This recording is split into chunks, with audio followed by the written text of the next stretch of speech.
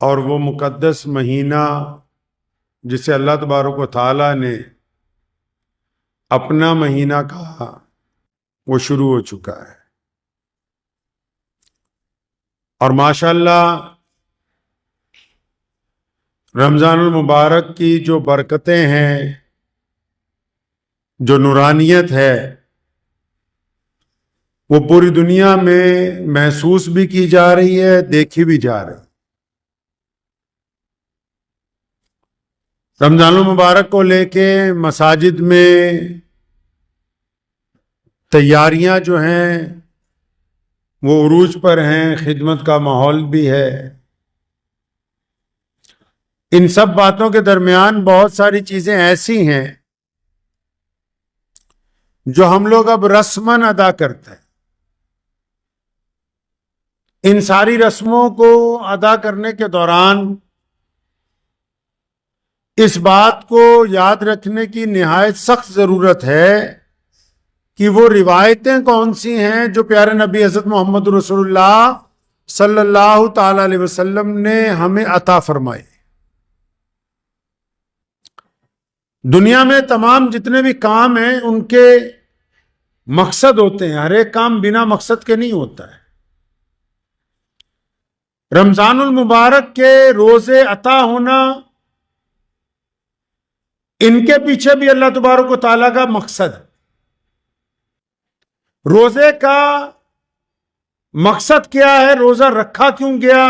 روزہ فرض کیوں کیا گیا؟ ہم لوگوں کو کیوں اللہ تبارک و تعالیٰ نے کہا کہ آپ بھوکے رہو صبح سے لے کے شام تک؟ اصل بات اس کے مقصد تک پہنچنا ہے۔ باقی چیزیں کہ کیا کھائیں کیا نہ کھائیں، کن چیزوں سے روزہ ٹوٹ جاتا ہے، کن چیزوں سے نہیں ٹوٹ جاتا، یہ دوسرے درجے کی بات ہے۔ پہلا درجہ یہ کہ رمضان چاہتا کیا ہے، رمضان کا مقصد کیا ہے، روزہ رکھنے سے اللہ تبارک و تعالیٰ کیا چاہتے ہیں ہم سے، اللہ تبارک و تعالیٰ کی منشا کیا ہے کہ اس کا بندہ کیا کرے۔ ایسی عبادت بنا دی کہ جو انسان میں انقلاب برپا کر دیتی ہے۔ عبادتیں تو بہت ساری ہیں، بندہ رات کو تہجد کی نماز پڑھتا ہے، بندہ فرض نماز پڑھتا ہے، کوئی بندہ تسبیح کرتا ہے تو کوئی بندہ قرآن پاک پڑھتا ہے۔ عبادتیں تو بہت سی ہیں، وہ الگ الگ وقت میں ایک مدت میں اپنا رنگ دکھاتی ہیں، لیکن یہ تو انقلابی عبادت ہے۔ ادھر روزہ رکھا، ادھر احساس شروع، ادھر روزہ رکھا، صبح کو سحری میں جیسے اعلان ہوا کہ وقت ختم ہو گیا، فوراً احساس شروع کہ بھائی میں تو آج سب سے الگ ہوں، میں تو الگ کر رہا ہوں۔ کیوں؟ میں پانی نہیں پی سکتا ہوں شام تک، میں کھانا نہیں کھا سکتا ہوں شام تک، جو حلال چیزیں میں وہ نہیں کر سکتا ہوں۔ اب طبیعت میں انقلاب آ گیا۔ اب رمضان المبارک کا مقدس مہینہ ہے، انقلابی عبادت اللہ تبارک و تعالیٰ نے عطا فرمائی۔ اب یہ جو آپ کے جسم میں انقلاب برپا کیا گیا، اس کا بھی کوئی مقصد ہوگا کہ یہ انقلاب برپا کیوں کیا ہے۔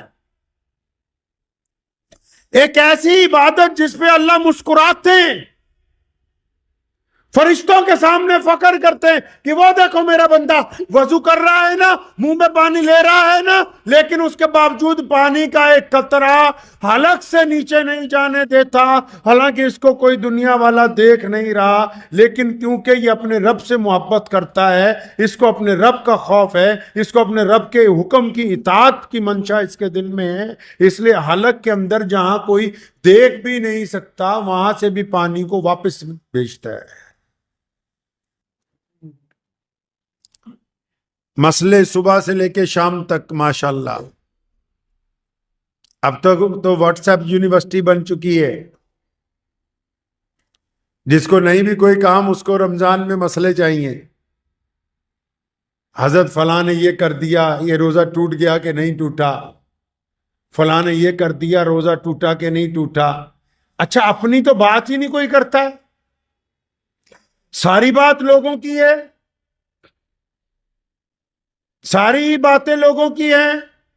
ابھی ایک صاحب مجھے 3-4 دن پہلے ہماری مسجد میں ملاقات ہوئی تو کہنے لگے حضرت وہ آپ کی اوپر تیسری منزل پہ جن لوگوں نے نماز پڑھی نا، ان کی عشاء چھٹ گئی تھی، لیکن انہوں نے وتر جو ہیں وہ جماعت سے پڑھ لیے.